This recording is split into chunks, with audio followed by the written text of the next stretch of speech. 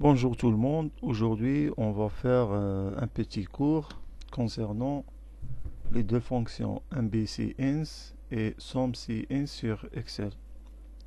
Ces deux fonctions sont très utiles pour les calculs, gestion des listes et les calculs un peu approfondis sur Excel. Donc, sert à quoi MBCINS et SUMCINS? Premièrement, j'ai une liste des ventes, c'est un exemple. Là, j'ai l'entreprise, la liste des entreprises, par exemple Toshiba, Microsoft, Asus, Dell. Là, j'ai le produit. J'ai vendu, par exemple, Toshiba, PC portable ou tablette ou PC de bureau. La période janvier, février, mars par mois et le prix. Donc, j'ai préparé cette longue liste. Elle est très longue, mais je peux pas calculer par exemple, si on prend un exemple, Asus, combien j'ai le nombre de produits que j'ai vendus au mois de mars. Par exemple, l'entreprise Asus, PC portable, au mois de mars. Le nombre et le prix. Aussi, Toshiba par exemple, tablette, combien j'ai vendu de tablettes Toshiba au mois de mars. Le nombre et le prix. Donc je ne peux pas calculer manuellement parce que la liste est très lente. Donc là, on va commencer à, à faire notre tableau. Là, je vais écrire entreprise, entreprise, entreprise. Là, je vais écrire le produit, produit. Et là, je vais écrire période, période. Et là, je vais voir le nombre. Et là, le montant. Le montant. Donc, on va faire un petit design pour mieux voir. Affichage, on va élever le quadrillage. Donc, on va donner à cette plage un nom. On vient ici, on sélectionne d'abord, on donne un nom, entreprise, et en appuyant sur entrée. Là aussi, on va appeler ça produit. Produit. On clique sur entrée. Et là, on va nommer ça période. Et on clique sur entrée. Et là, c'est le prix. Prix. On va voir après l'utilité de donner un nom à chaque plage. Donc là, je vais utiliser une petite astuce. Je viens ici, je viens sur données. Alors là, validation des données et on clique sur valider validation des données. On vient ici sur options, on choisit liste, on laisse le curseur ici, on clique le curseur ici, on fait OK. Donc là, il faut choisir d'abord la liste. Je viens ici, moi j'ai préparé déjà dans une autre feuille les entreprises. J'ai Microsoft, Asus, Toshiba, Dell, Asus, HP et Alphatron. Donc là, ici Asus, j'ai deux Asus. Je vais élever ça. Ok. Je répète. Données, validation des données. Je viens sur liste. Je clique ici. Je viens dans la... Donc là, j'ai les entreprises, j'ai les produits et les mois. Et je choisis ça. Je choisis le champ. comme ça, et je clique sur Entrée. Donc, si je clique ici, et je vois une liste déroulante, donc tous mes produits. Et je répète la même opération avec les produits. Je clique ici, validation des données, je choisis liste, je clique ici, je viens dans la deuxième feuille, et je choisis pour mieux fonctionner, choisir comme ça, ok. Là aussi, validation des données, je viens sur liste, viens ici, feuille 2, et je choisis ma liste. Ok, donc, si je vois ici tous les mois, je peux choisir tablette, la Toshiba par exemple, ou Microsoft. Donc,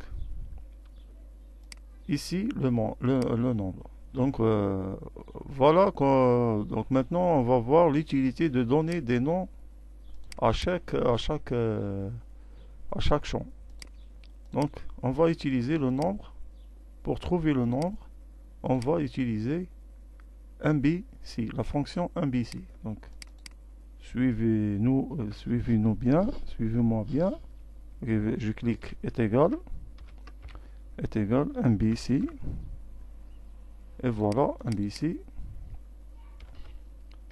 MBC. Premièrement, je veux choisir le champ, le premier champ.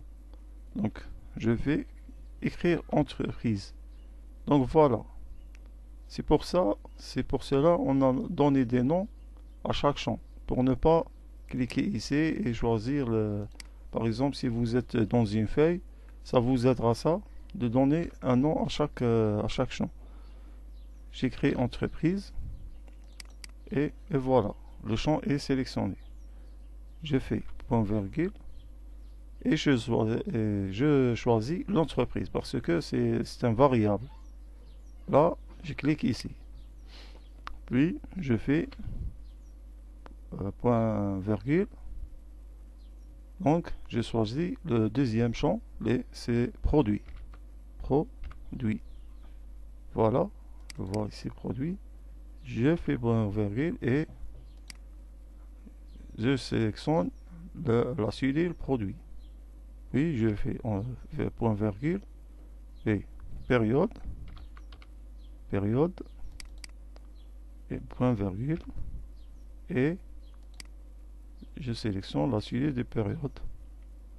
Je ferme les parenthèses et je vais faire entrer. Donc là, c'est voilà. Par exemple, maintenant si je choisis Toshiba, vous voyez ça change le nombre d'elle par exemple. Dell, Microsoft, Toshiba, tablette, je fais PC, voilà. Donc là, combien j'ai vendu de Toshiba, PC portable au mois de juin, combien j'ai vendu de PC de bureau d'une marque Toshiba, donc 0. Si je change, mois d'août, j'ai pas. Mois d'octobre, j'ai 1. Donc, on va aller chercher le montant. Aller chercher le montant. Donc, on va utiliser la fonction SOMME-SI. Somme est égal SOMME-SI. Là, il y a SOMME-SI. SOMME-SI, voilà. INS. SOMME-SI, INS. Donc là, il y a une petite règle. Il faut choisir avant le prix, parce que moi je cherche le champ des prix. Je cherche le montant. Donc je fais prix, j'écris prix et voilà prix. Je vais point virgule, je sélectionne premièrement entreprise, voilà. Et puis je fais point virgule, je sélectionne la cellule des entreprises, point virgule. Puis je cherche produit, voilà. Je vais point virgule, je sélectionne la cellule des produit, point virgule, puis je gère la période, période, voilà, point virgule, et sélectionne la suite des périodes. Je ferme les parenthèses et je fais entrer. Là, je vais cliquer ici pour mettre la format de cellule monétaire.